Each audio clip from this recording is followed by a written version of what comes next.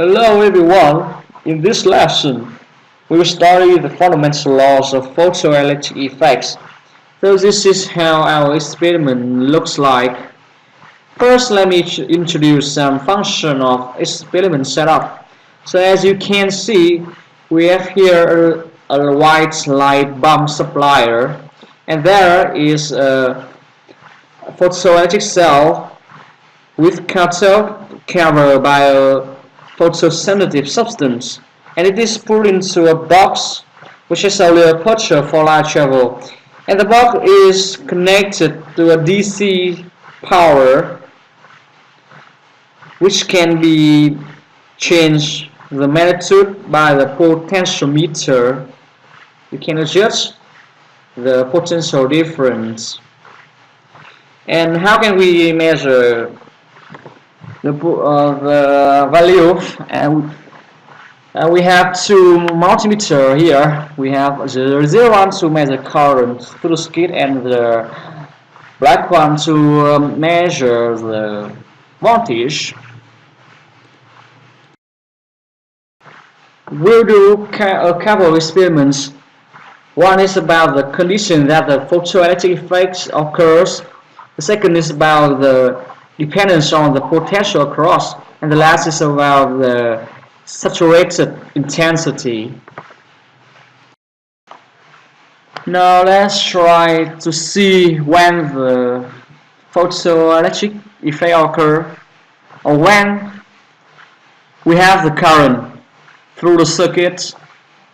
So the circuit is supplied by a power source. Yes, we can adjust the magnitude of the voltage of the power source, and we want to see what is the condition we have in order to have a current that can be seen on the screen of the ampere meter. So I connected to wrong terminals, and here I'm switch the ends of the ampere meter, and let's try to turn on the lights. This is white light from the bulb, so it include all the frequency from the white light from red to yellows. Red to violet. So as you can see, with the zero voltage across UAK, we have the value display on the ampere meter. So we have the current. So we increase, and you can see when we increase the potential across UAK, the current begin to rise. Yes, and when we decrease this back to the zero voltage, the current decrease. So let's try some filter to see what will happen. So I put the violet filter, and we have the current is 0.22 microampere. So this is still have current. And let's try another filter, the green one. You can see the current decrease. We have 10.2. Yes, and then is what? Oh, zero. Why? It is it's across a black filter, so no light can transmit through it. We put it out. Now try another filter. So you can see with different kind of filter, we have different wavelength, different frequency, and we have different current that's shown on the ampere meter.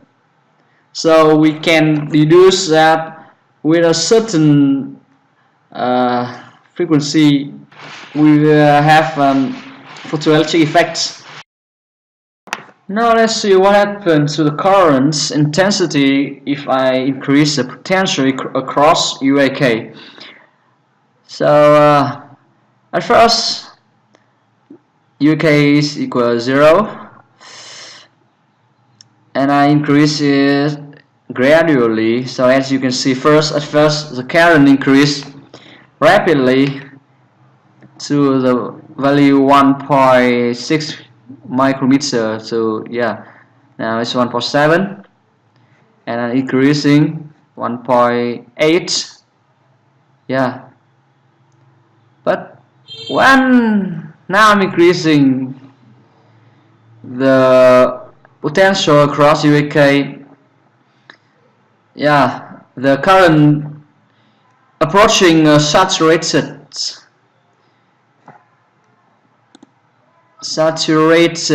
value, so we can conclude that when we increase the potential across, the current comes to a saturated point. It cannot reach higher. The last thing we will do is to switch the direction of the current by changing the terminal of the power source. So it means that we have UAK negative. So first I will try to have the potential UAK as negative as possible. So as you can see, we still have the current, but it is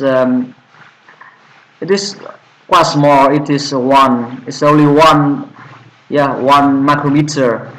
And when I decrease the absolute value of the potential UAK,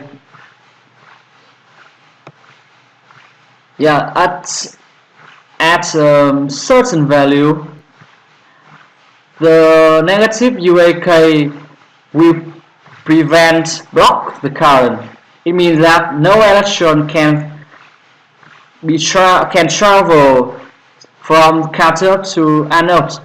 So the experiments I have conducted above can be used to illustrate the law of photoelectric effect to students. We have investigating together about the condition for the current occur and the relationship between the current and the potential across UAK between cathode and cathode, as well as the relationship between the current and the light intensity.